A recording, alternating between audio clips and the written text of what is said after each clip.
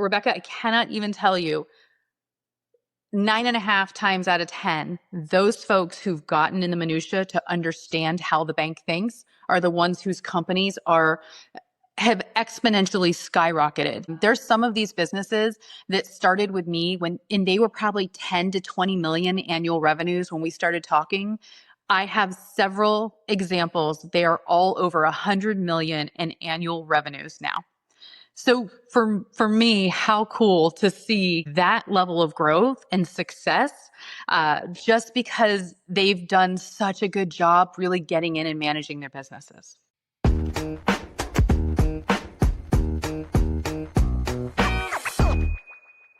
Welcome to the N Factor, conversations with entrepreneurs who started, stumbled, and succeeded. I'm your host, Dr. Rebecca White, and I'm so glad you decided to join us today. If you're an entrepreneur or thinking about becoming one, there's a good chance you've asked yourself this question: how do I get funding for my business? It's one of the first things aspiring entrepreneurs think about, and it's one of the top questions I get when I'm working with early stage companies. But here's the thing: funding isn't the first step. Over the years, I've worked with a lot of entrepreneurs, from student founders to seasoned CEOs, and I've seen a wide range of business outcomes. It may surprise you to know that a lack of funding is rarely the main reason that startups fail. More often, it's an ill-defined market, bad timing, a weak business model, poor financial management, and also poor personal management of your finances, ineffective leadership, lack of coachability, or simply falling in love with a solution that doesn't really solve a market problem. But here's what I have seen cause failure time and time again, and it's the wrong funding. I've worked with founders who took money way too early, before they really understand their business or their customer or how to scale. They end up spending it on all the wrong things, and then they run out of resources. I've seen others accept funding from the wrong investors, people who didn't really understand their business or how to support an early stage venture, what it means to invest very early in a company. The timelines were often off scale, and also the investors often wanted to get extremely involved in the business in ways that they really didn't understand. So the wrong investors, again, I've seen time and again this cause a problem. I recall one startup in particular where the investors had unrealistic expectations, and where we as a board found ourselves constantly translating between the entrepreneur, who also didn't really understand the agenda of the investors, and the investor, who again really didn't understand the business or what it meant to invest in a startup. So it created a lot of what I would say drama. It was exhausting, and it put the business at risk. And in the end, the business did fail. Funding, when done right, can accelerate your business, but when done wrong, it can totally derail even the best concepts and the best plan. So that's why I'm excited about today's episode. Our guest is Lauren Fernandez. Lauren is the Tampa Bay Market Executive, that also means president, for Bank of Central Florida. Lauren grew up in a family business, and her whole career in banking has been working closely with small business owners to help them be and stay financially sound, scalable, and yes, bankable businesses. In our conversation, she shares what banks are really looking for, how entrepreneurs can set themselves up for long-term success, and why relationships, and that includes with your banker, are an essential part of your strategy. In fact, it's one of the first places to start. So whether you're just starting out or scaling something you've already built, this episode, I hope, will help you rethink your approach to funding and give you some tools to be better prepared. So let's dive into the episode with Lauren Fernandez.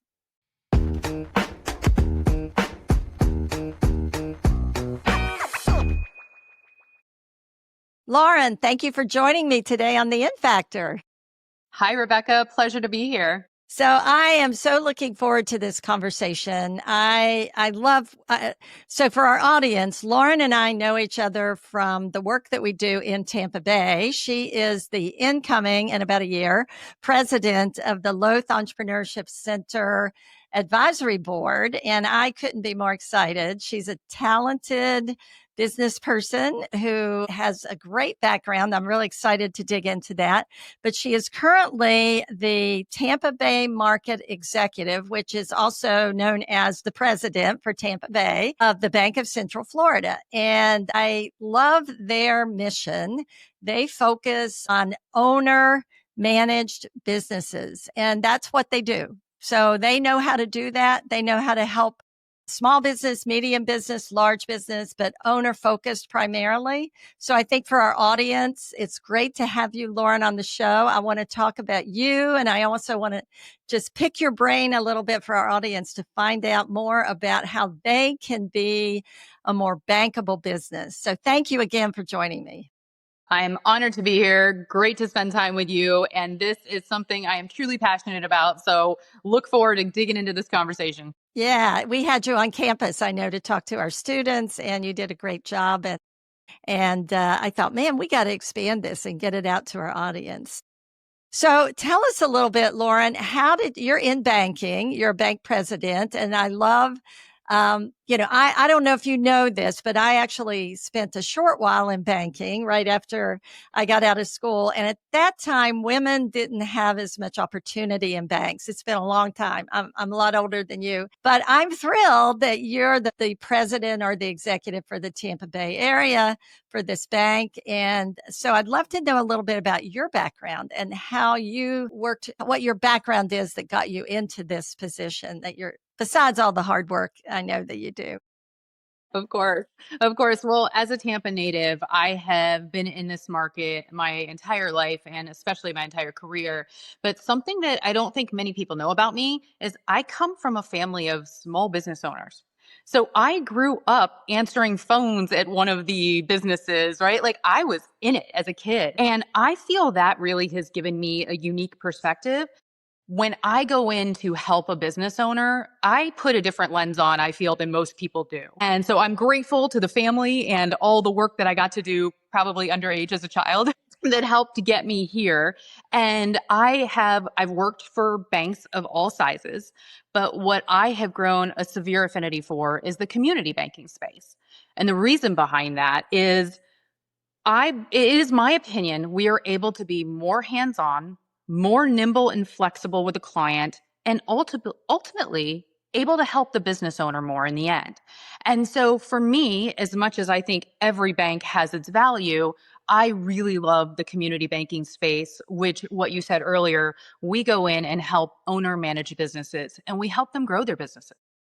Yeah, I love that. And having had a wide variety of banking experiences through my life, I love the message. I love the community bank. I know I've been in situations, probably as many of our listeners have been, where our banks just grew to the point that they sort of forgot about us. And Absolutely. yeah, and that community bank, I think, is so important because just to have a real person to talk to and that you can meet with. And I love your approach. So, a lot of people I think out there probably don't understand this idea of helping a business grow. They kind of feel like it's all about banks want to make a lot of money and I'm another source for that. And I have to borrow money, but I really don't love it. I don't want to do it. And I'm not sure of the value of it beyond just getting money. So how do you help businesses grow?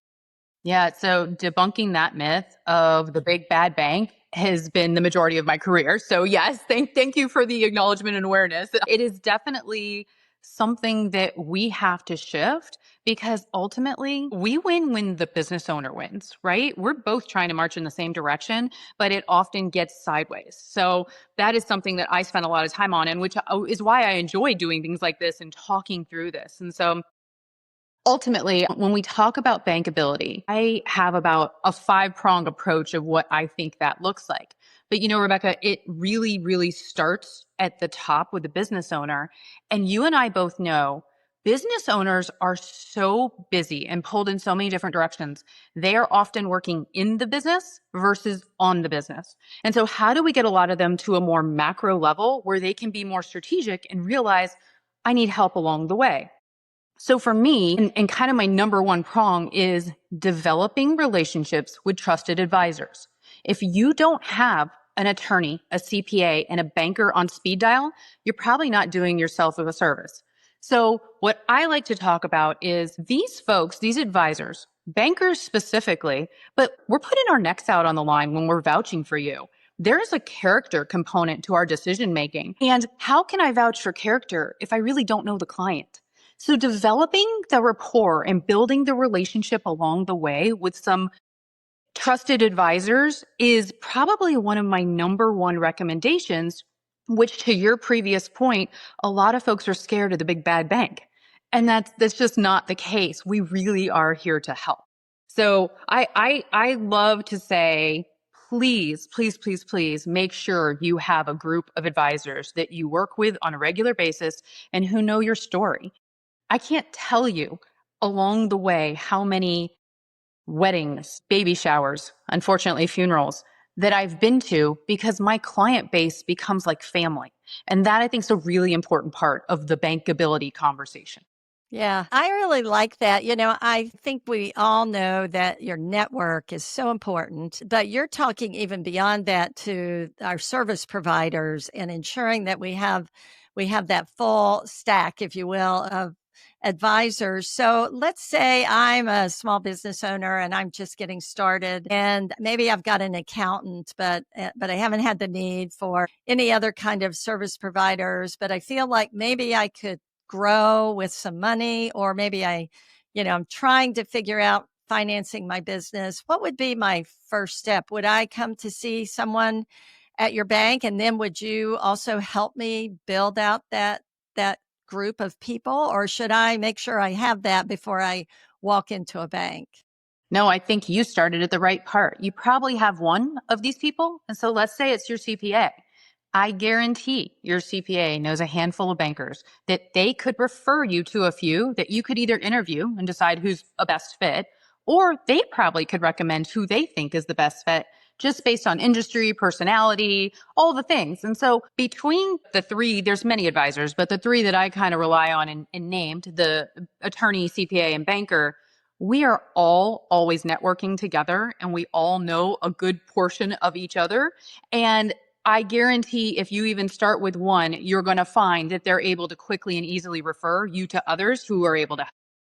That sounds like it. So start somewhere and then start thinking about how you can build that out. Is it best to wait until you need to borrow money to make that to make you're smiling? So I'm guessing the answer is no, but talk to me about that. Do you see a lot of entrepreneurs come in the door and they're kind of desperate for money, and it's a lot harder maybe at that point?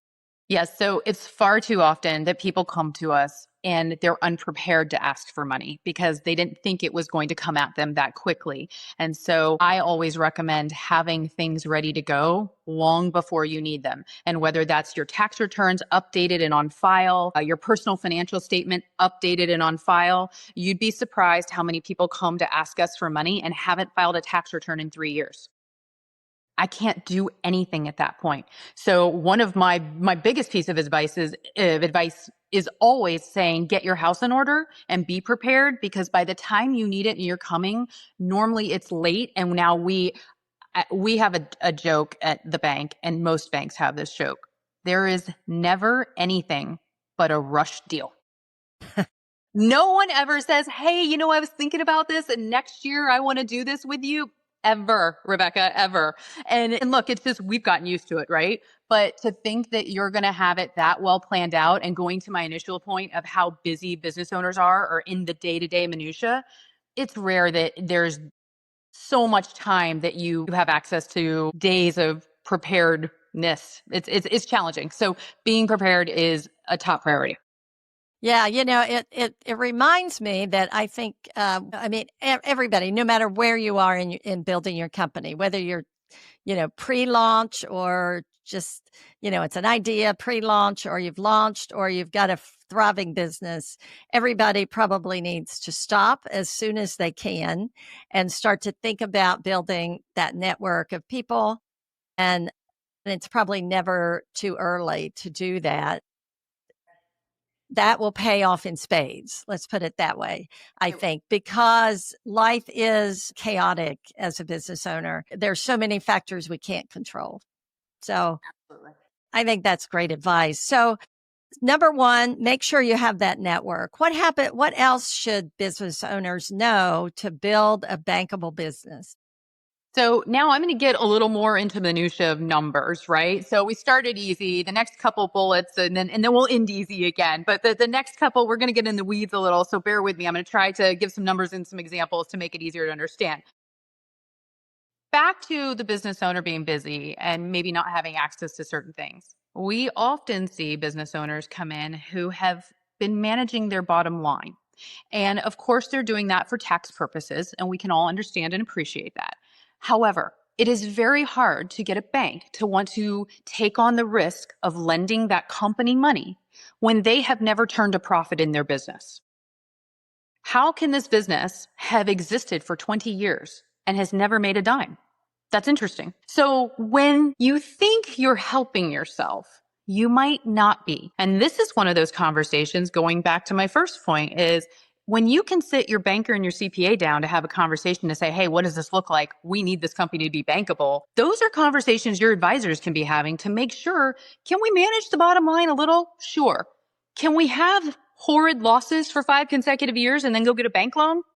It's not going to happen. So the first point in the numbers game for me is net income and really free cash flow and the ability to repay that loan.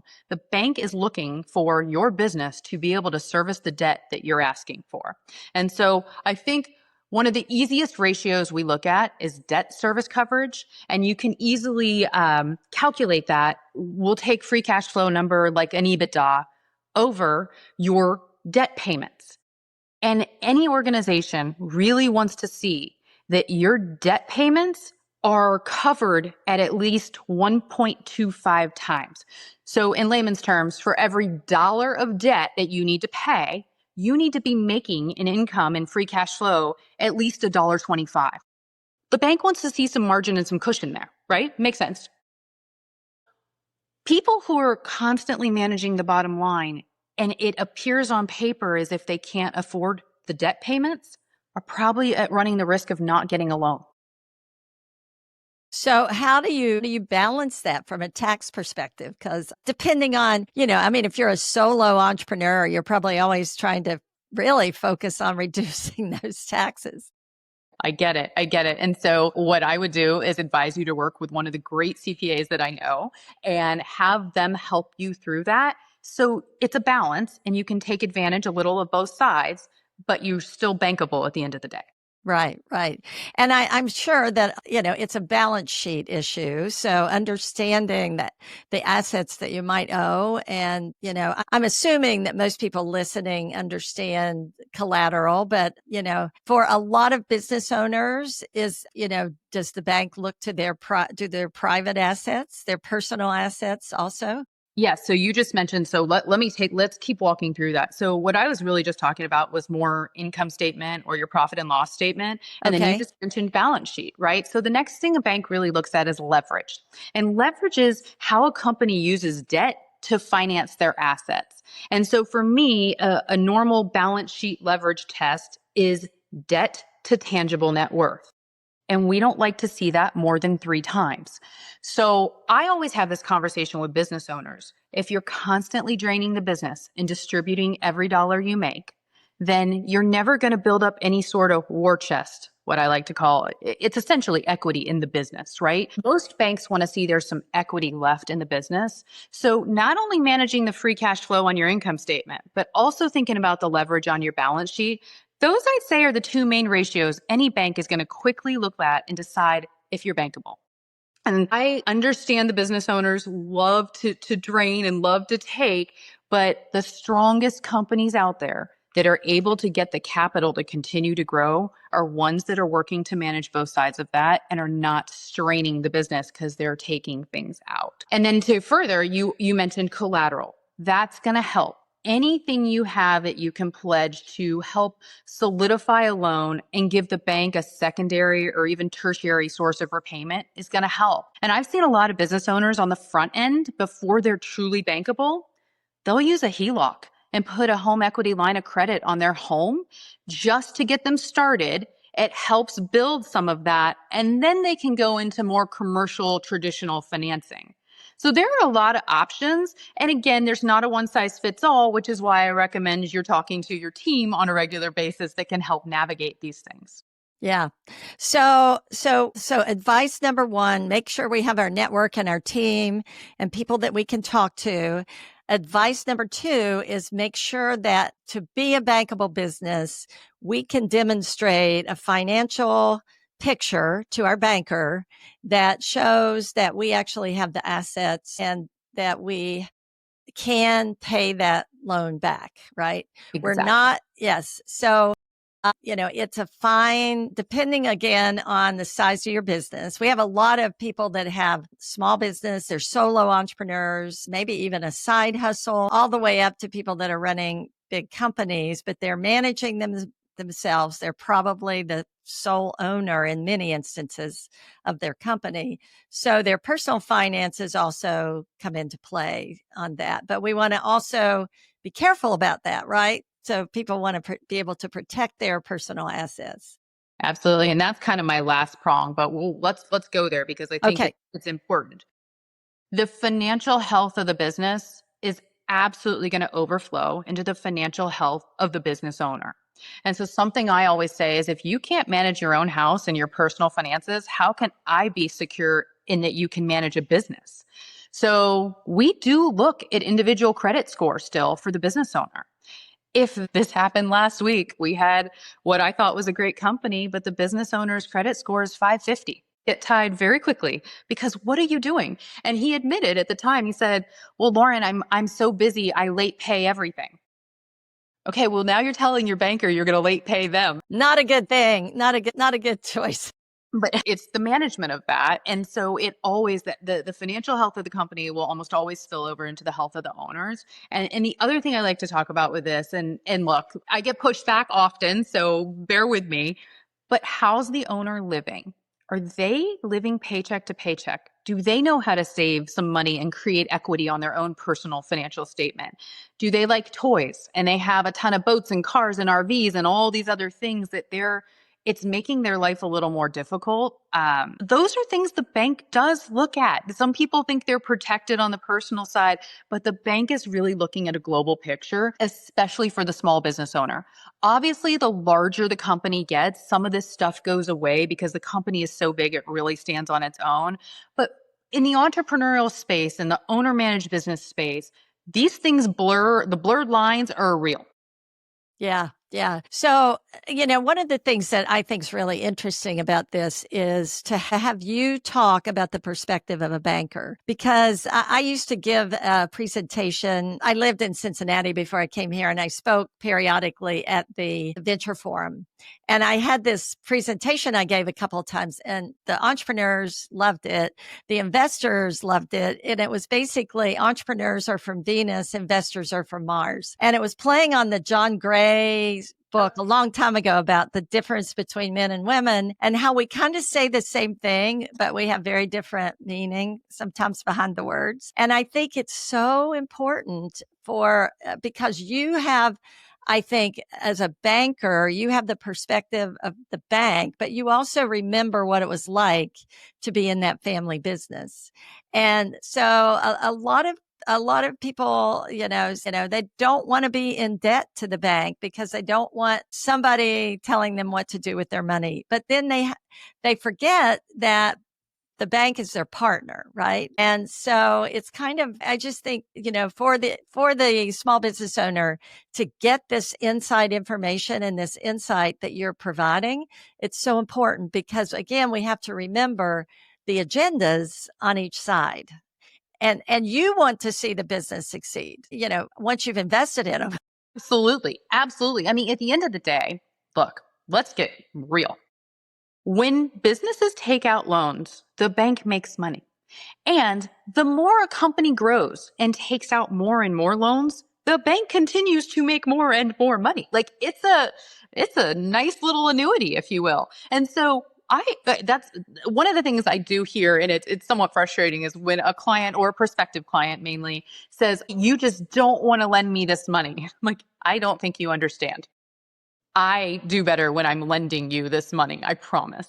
So we're trying to find a way, but again, there's a risk profile and there's a box we have really need to stay in so that we don't lose. Because at the end of the day, and I do say this often to my team knows this and hears it probably too often from me. You don't know how good of a banker you are until you get to work out a loan.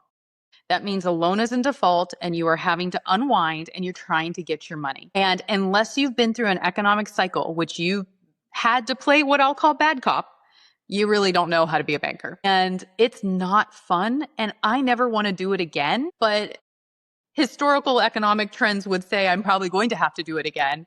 But no one wants to be in that position. And so the more we can do on the front end to ensure we don't get into that position, the better for all of us, I promise. Yeah. And that's what this conversation's all about. And again, I think if you could go into this with the mindset of this is my partner, they're going to help me grow. It may not be the way I'm doing things right now, but it's going to be good for me. It's just like working with your accountant or your attorney. Same thing. Some of my best clients over the years have been the ones that, let's say a couple of times I mentioned some of the ratios we just talked about. And they're like, mm-hmm, mm-hmm. And by the third time, like, why don't you sit down and show me how to calculate that? Okay, great. Let's do that together. So now they have an actual understanding of where these numbers and ratios that are coming from, and they can go ahead and back of the napkin them on their own without me even being around. And I, Rebecca, I cannot even tell you 9.5 times out of 10, those folks who've gotten in the minutia to understand how the bank thinks are the ones whose companies are exponentially skyrocketed. There's some of these businesses that started with me and they were probably 10 to 20 million annual revenues when we started talking. I have several examples. They are all over 100 million in annual revenues now. So for me, how cool to see that level of growth and success just because they've done such a good job really getting in and managing their businesses. And that's the value of that partnership with the bank and hopefully it's a personal thing a lot of times too with the banker, which I know you know. So we've talked about I'm an entrepreneur. I need to make sure that I've got my team. I need to make sure that I'm managing my business in such a way that I can meet those debt to income ratios, that I can demonstrate that I've got assets, I've got something, I've met those ratios that you've talked about. And then I also need to look at my own personal financial situation and ensure that I've got, that I've got my own personal finances in order. So what else do I need to think about to be a bankable business? So adding kind of the sugar on top right now is, what if you have an owner managed business that doesn't have succession or doesn't have a solid management team? What if the owner gets hit by a bus? Those are things the bank is looking at from a risk perspective, morbid albeit, but from a risk perspective. So what does that look like in the business? Have you thought through succession? Do you have kids coming up that you're teaching the business? Do you have a management team that if you were to go away tomorrow, they can still run the business at least for a while to get it steady? The other thing we've noticed a lot of lately, and look, I get it's the way of the world, but you have a lot of groups or investors that are wanting to buy a business. And so we were just working with one the other day. We had an investor group wanting to buy a plumbing company. Great, good business. Who here is a plumber? Right? So from a bank perspective is if this thing starts to go sideways, who really can do the doing and knows what they're talking about? Those things are important to the bank. And some people don't really like to talk about them. Again, can be morbid. But if the business owner, a sole practitioner, were to go away tomorrow for whatever reason, What does that look like? How does the business continue in perpetuity? And how does the bank, I hate to say it, but the bank at the end of the day wants to get repaid. So we have to look at it through a lens of how are we getting repaid? So you've developed these relationships, you have a strong income statement and balance sheet, you have some collateral or you're building your collateral. You as a personal guarantor or as an owner have your house in check. What's next? The icing on top is having a level of succession planning or at least a couple of folks that are working in the business that could step in and help if needed. That's a really, really good and interesting point. Of course, even those plans can go sideways because you can have children, for example, that are working in the company. I'm sure you've seen this. When mom or dad are gone, they really don't have the skills to make it work. And it's not always children, but whoever's following. To that point, are there any requirements that the bank might put on a business in terms of insurance or other kinds of support or insurance? I don't know any other word to use, really, something to ensure that the bank will get paid. How does that usually work? Yep, you hit the nail on with the head. It's called key man life insurance, and you can take out a policy to cover the amount of the loan should your head honcho somehow have a death event, unfortunately. So we have used that in the past to further bolster the structure of a loan and so the bank could get comfortable, especially I'd say if the industry is very unique. That's when we'd want to do something like that, when we know it would be challenging to get somebody else in there. Because look, at the end of the day, the bank doesn't want to run your business. The bank doesn't actually want to come in and liquidate collateral. I promise you, that's the least thing that any of us ever want to do. So we're trying to protect against that, and a key man life insurance policy in that situation would be golden. Yeah. Yeah, I can imagine that. And so, one of the things you said that I found very interesting. So you said to bolster. So it sounds like to me every application's a little different. The form might be the same, but everybody's situation, let me put it that way, is a little different. So I'm coming in, I'm meeting with my loan officer, and is that loan officer starting to look through this checklist and then look for ways to help me meet them? So in some areas, I might be a little weaker succession plan that's a little bit shaky because what I do is, like you pointed out, so unique. So you might require that insurance. So is that kind of the process? You start looking at that. And if the checklist is kind of there, and I know you're kind of going through it, how can someone be prepared? I mean, do most banks provide something like that through an inquiry, or how does that work usually? It is, you made a great point. Every situation is unique. And that's why we at Bank of Central Florida, we absolutely immediately pair you with a relationship manager who becomes your trusted advisor in that scenario. So every single encounter is different. We go through the checklist mentally and work through it. And what ends up happening, of all the things we talked about, not every business is perfect and is going to grade out an A on every single one. So what we do is then we start to work with a structure that makes sense for them and their business and what they're trying to accomplish. Because some people might be trying to acquire another business. Some people might be trying to buy a piece of real estate, and some people might just need working capital. So it really gets unique on why they're coming to see us. And then we start to develop a facility that makes sense for them, a loan facility that makes sense for them. And then on top of that, we're going to have to navigate all the different aspects of their business, which is kind of fun. I'm sure you remember this, but it really breaks up the monotony for us because we are a jack of all trades as far as industry is concerned. And that's the fun, is getting to go to work every day and, okay, what industry am I going to have my hands in today? And getting to learn. By no means are we experts, but we get to learn a lot about a lot of different industries. And then once you've been doing it for a while, you get to know a contractor. He's probably going to need this, this, and this. We need to talk about this. Like, so as much as I don't want to say anybody's a subject matter expert, you start to really learn some of the different trends and uniqueness of different industries. And then you're able to even better help. So another slight piece of advice is if you do work within a unique industry, it probably makes sense for you to find a banker and or a bank who's accustomed to working in that industry. It's the same actually with your accountant and your attorney, especially your attorney, I think. Absolutely. because they get very specialized, and banks do. Not all banks are specialized, but in your case, for example, you don't do a whole lot of retail. And so, somebody walking in off the street that wants to just have a personal bank, although you could probably do it, it's just not where you put your priorities. So I think that's really good advice. What else do I need to know? I've got some other questions I want to ask about banking, but what else? We did. We summed up what I think it takes to be bankable. Of course, there's other factors, but I think if you're hitting those five, you're engaged and you're going to get there. And I think you're going to get to work with a banker who really appreciates that you're coming in with some level of savvy and you're not just saying, "Hey, help me. I'm going to dump this on you." So let me ask you a question about business plans and financial statements. And I'm sure that, let's say that I hear everything you're talking about, but I'm one of those entrepreneurs that doesn't really believe in writing down where I'm headed. And maybe I work with my accountant and he or she is very patient and I kind of give them a whole shoebox or whatever full of receipts.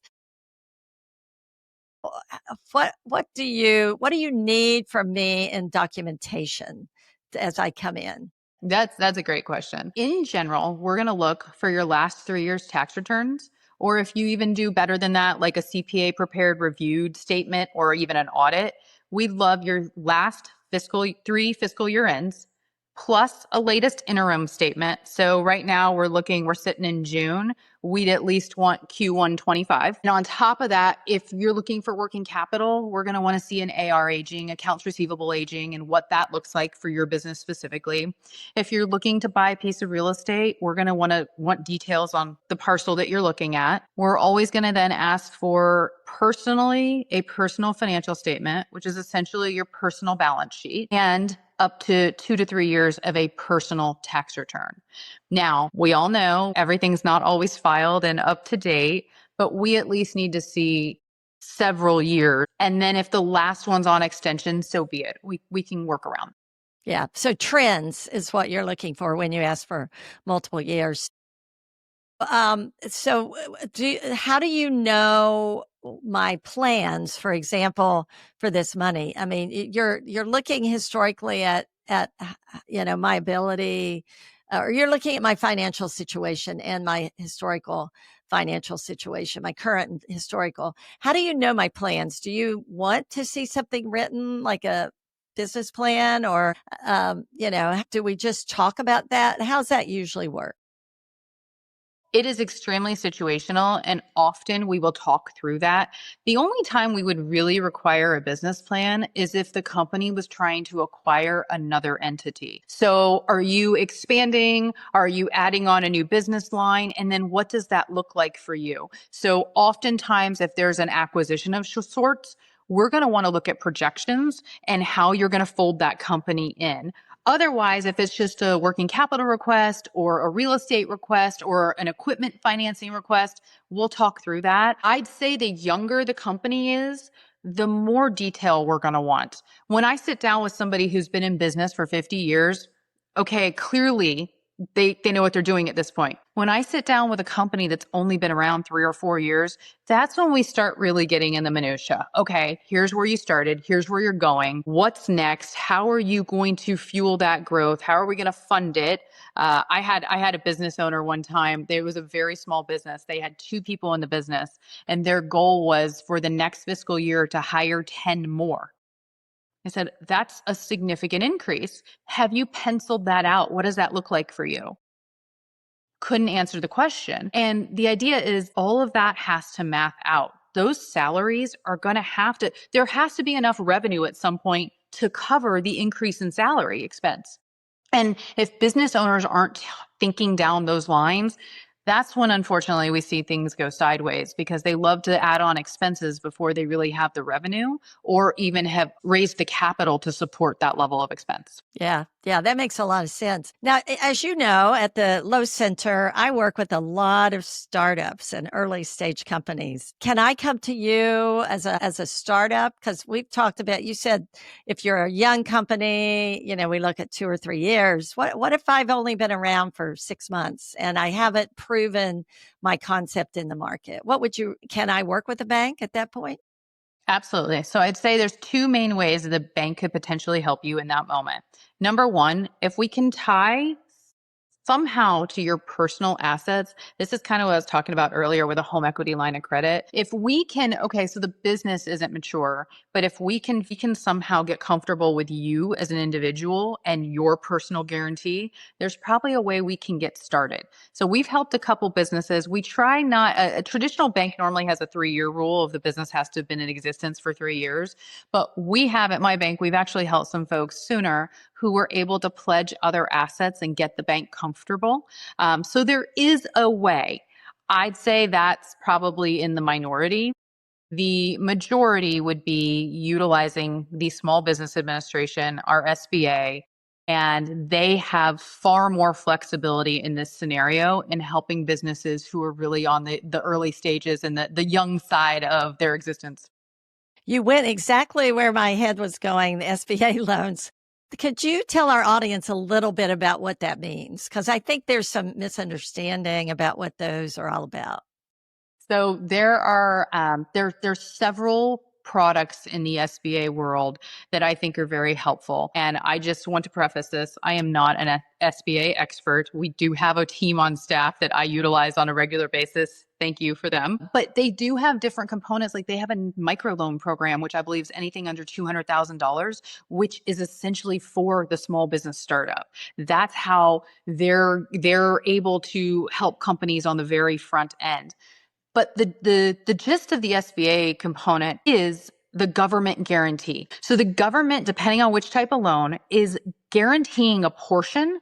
So if the loan were to go bad, the bank knows they're getting repaid at least X amount, which gives the bank more comfort to enter into that transaction.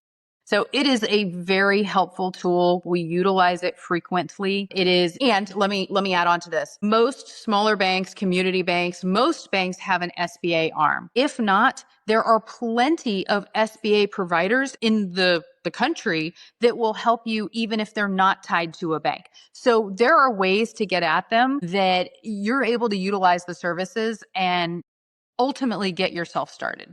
That's really a great point because I think so. So one way is to talk to your banker and find out whether they can help you. The other is how do you find people who are not affiliated with the bank? Is that through the SBA directly?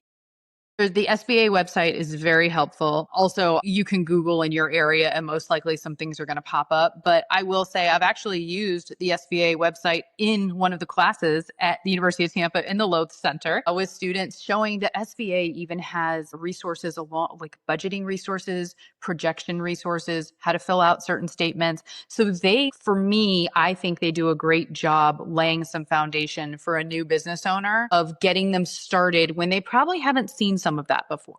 Yeah, and that's probably a good place to go before you go to your banker to learn about some of these ratios and financial, to learn how you can demonstrate that your financial security and strength for your banker. So, why would I, as a startup, decide to go to a bank or an SBA loan as opposed to my neighbor is willing to give me some money and maybe it's a loan, maybe it's equity. Why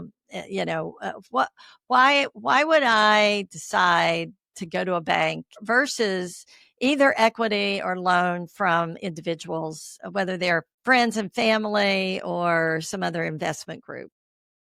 So I love that question. And the answer is how kind is your neighbor? Because if they're willing to give you a 0% loan, then run on next door and get that. But it truly, for me, it comes down to accessibility and cost. And cost is something we really haven't talked about yet.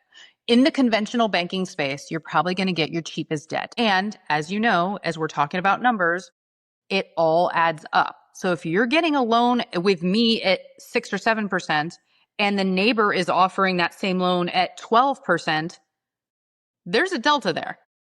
Now, All things we've seen people take seller notes. We've seen people give equity away. Equity can be a way to go, but realizing you're giving up ownership of your company and your business. And as you grow it, you're going to end up paying that back tenfold, or we hope so. But there's a cost to the equity, even though it might look like a great idea on the front end.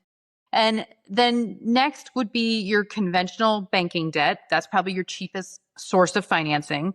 Next is SBA. SBA charges a little bit of a premium, but usually because there's a little bit more risk in what they're doing. And then you go out to the angel space, all the investor space that, again, I mean, we've seen deals that we're trying to help get clients out of that they could be paying north of 18%. And that erodes profitability very quickly. Yeah, that's a perfect point. I think you've got to look at the costs. And I think with the neighbors, sometimes you have to be careful about the agreement. Do you have a written agreement? Is there clarity? Is everybody going to follow the agreement? What are the consequences when Yes. things don't go the way expected? Is there a safety net there? I would definitely have whatever that is in writing and potentially reviewed or created by an attorney just so you don't have an issue down the road. Yeah. And again, I've seen so many different things. I know you have too, but you have the guy who didn't think the business would take off. And all of a sudden, that repayment of the $1,000 he borrowed is now 10 million. And it's like, uh-oh, what just happened? But the valuation of your business went in that direction, which is a great thing, but never did they ever talk about costly money. That's it. Yeah, it's really interesting too to bring up this idea of financing from multiple sources. I had an entrepreneur in my class many years ago, and he had originally gotten funding from friends and family, then from an angel, then he had mezzanine financing from a bank, then he went with a VC. I mean, he was growing a high tech company, but I remember the guy that organized it for me. He brought in the panel and we had all the different investors plus the entrepreneur. It was a very cool panel, but he created this model, which he called Rebecca's theorem of interconnected financing. And, I think it's an interesting question because there's no one single path, but it can also get you in trouble pretty quickly because I've seen entrepreneurs take money from family and friends or a bunch of people. One young entrepreneur that I know of took money from like 60 people. So then when they were ready to go it was small amounts. But by the time he was ready to go raise money, either through debt financing or from angels or other investors that were more formalized, they wouldn't touch it because you had 61 voices to deal with, which is an extreme story, but it's true. But it's happened, right? These things do happen. And by the time you get to conventional bank debt, it needs to be cleaned up. And a lot of times we work with clients to help them clean that up. But we've had folks that have taken a seller note or the neighbor note, and then the bank's going to want you to subordinate that debt to the bank. The bank wants to be in first position every time. So it's rare we're going to let some of that sit out there. So we're going to have to clean that up at some point before we can do what we do. And that's where it gets a little tricky because then the neighbor's mad, you're paying them back. Like it can get sticky, but at the end of the day, you got to do what's right for the business. And I believe that's getting the cheapest debt you can in the market so that you can then drop more to the bottom line.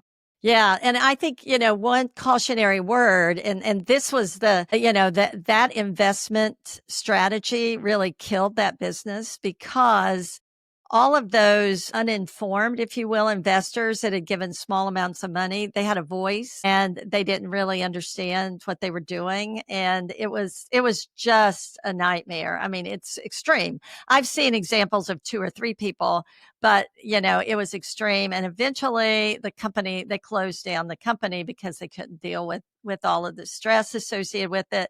And then they had 60 people that were mad, even though they had very small amounts of money, in the business. So I think it's a cautionary tale. And I think, what I would think could be really valuable is at least having a conversation with the banker early and just, getting your trusted advisors, as you said. There's nothing probably that can help more in the early stages than that. Yeah, I agree. And at this point, the team of trusted advisors, because we all work in a lot of different industries, we've seen it all at this point. It's rare somebody really surprises me today. So I can help navigate because I've probably done it already. Yeah.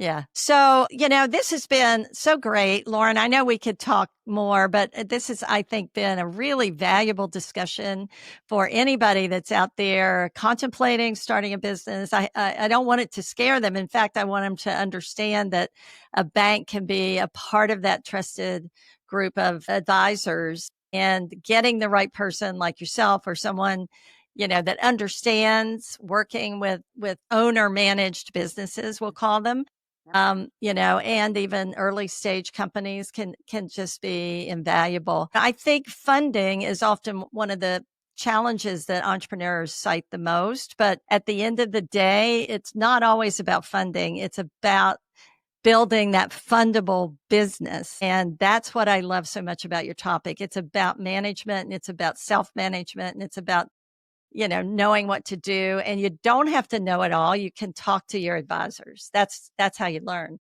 Absolutely. Yes, I love it. It's been a pleasure. I love talking about this. As you can see, I too could go on for a while, but it's just the educational component is powerful. And if more people took a moment to understand and really dig in, I think that the business owner would be in a better place, and the advisors are not out to get you. No, We win when you win. that's the best way I think to think about it. I always end my podcast, and you've given us so many great pieces of advice, but I always ask my guests if they had one piece of advice, what would it be? Pretend like you're going to apply for financing tomorrow. Get your house in order and be ready to go. I love it. I love it. Start from the beginning. I love it. Get it ready. I can't even tell you the amount of times we hear, oh, yeah, I don't know where that is. You should know where that is. You should know where your last tax return is. Go get it ready. That's great advice, and I think something that we can all take to heart. And even if you're not just starting, it's time now to get that cleaned up, right? But building it like you're going to be bankable from the beginning is great advice. Lauren, how can our listeners connect with you and find out more about your bank and what you do? Absolutely. So I am on LinkedIn, Lauren Fernandez, or you can go to www.bankofcentralflorida.com and you can find me there. Thank you, Lauren. Thanks, Rebecca.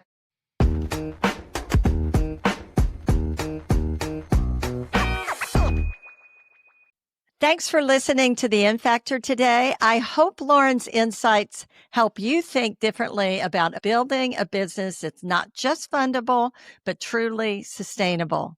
If this episode resonated with you, please follow the show, leave a review.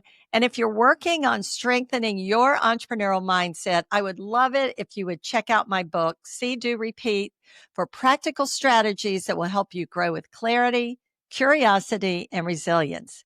You can find everything about me, my books, and my podcast episodes at drrebeccawhite.com. That's drrebeccawhite.com.